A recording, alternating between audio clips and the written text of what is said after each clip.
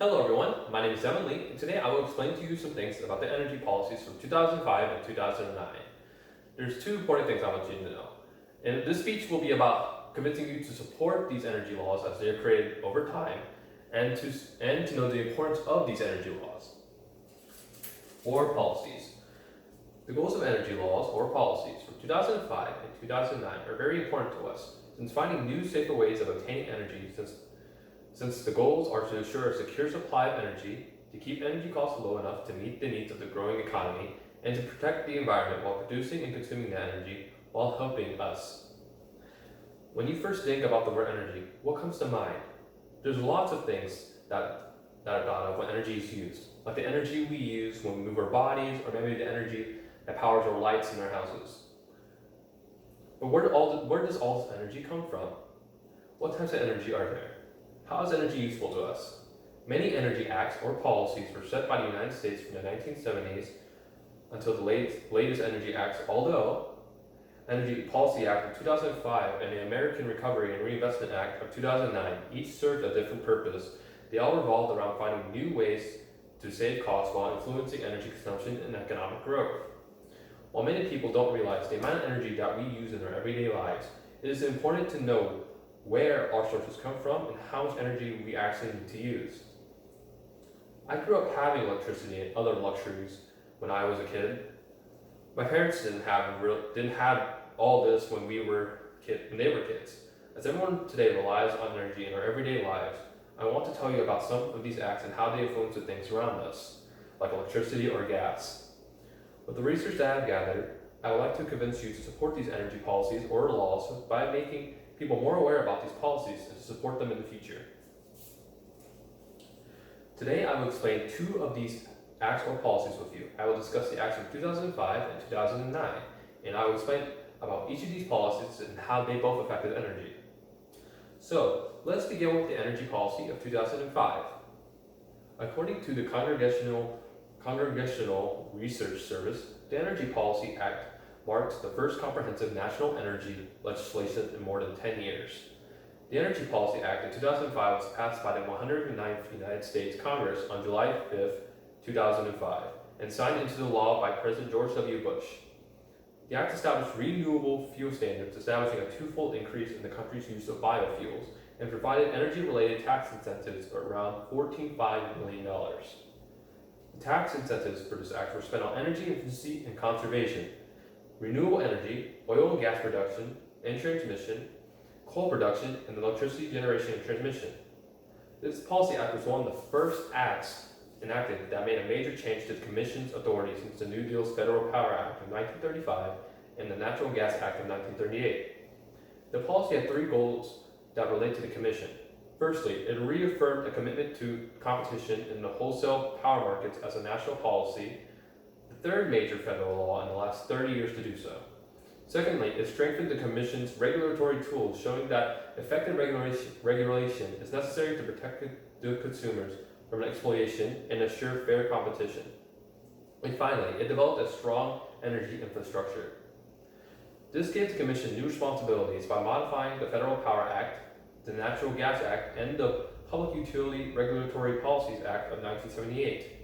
Some of their responsibilities were overseeing the reliability of the nation's electricity transmission grid using new tools in order to prevent market manipulation, providing rate incentives to promote electric transmission investment, and building up state transmission sending efforts in national interest electric transmission corridors. It's only a little of what was covered in the policy. Now, before we head to the next act, the American Recovery and Reinvestment Act of 2009, I would like to show you a website that I have obtained to show a little bit of how much this act has influenced our types of energy. So, the impacts of the energy policy of 2005. If you go on this website, energystate.gov,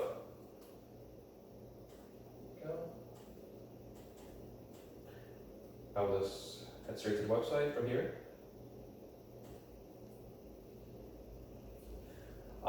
This shows all the types of energy that this act has influenced. So it goes from the types of energy we use when we fuel our cars, hydropower, natural gas, other types of sources of energy, from wind power to nuclear power to electricity to solar energy and so much more. And if you look under each of these set topics, you can see a little bit of what these acts has influenced. But it wasn't this wasn't the only thing the act has influenced. The act also influenced many other things, but this was a more simpler way to explain it to some people that couldn't read the entire act. The act was almost over 100 pages. So if you ever wanted to, you can always go on here and check what the act has influenced.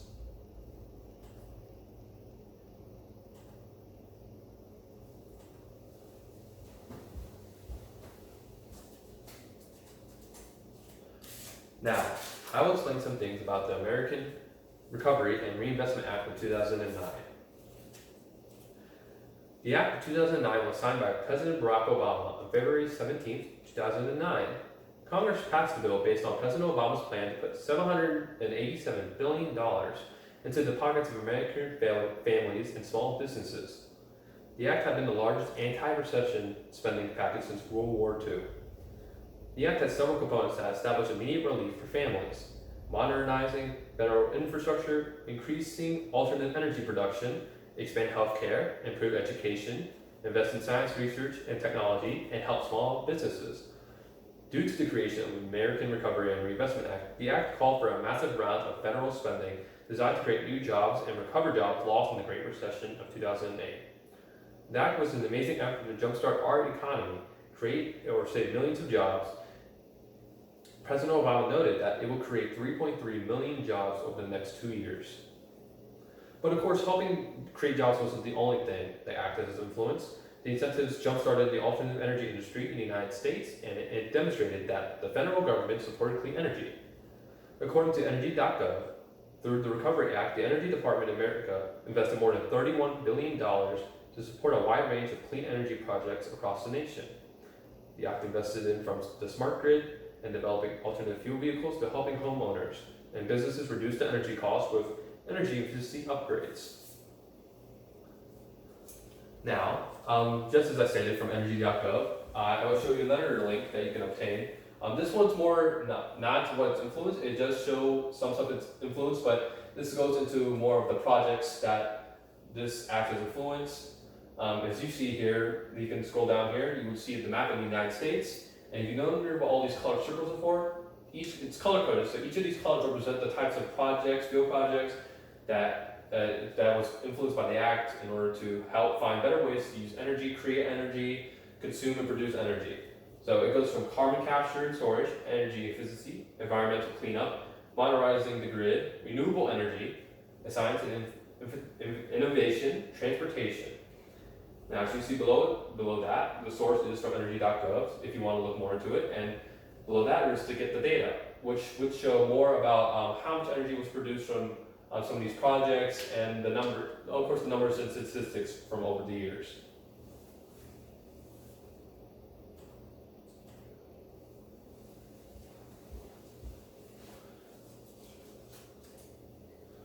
Okay, so the simple question is, how did both of these acts influence energy? You've heard a little bit of information about both these acts and policies, but how does it affect our use of energy? This influenced a lot of people in the United States, more than you realize, but you want to know what it did for energy. I will explain some of these things about what both the Energy Act of 2005 and the American Recovery and Reinvestment Act of 2009 did for energy. So, what did the Energy Policy Act help improve things for energy? Well, the Act made many impacts on different types of energies we use. It helped clean fuel and vehicles, get rid of the MTBE, which was harmful when it leaked out of the gas tanks. For oil, it increased domestic oil production from approved sites and so much more. That was a little bit of what impacted the types of energy, which I also showed you earlier. I also want to point out that it also affected the types of energy like coal, natural gas, hydropower, ethanol, nuclear, and all the other types of energy, which I showed you from that website. You can always look at later on if you want to know a lot more detail about how energy influenced us. All of this was to help increase energy efficiency by helping consumers save energy. Now, the American Recovery Act of 2009 has something in for everyone. The act might have not been fully focused on energy like the last policy, but it achieved the goals set in improving our lives.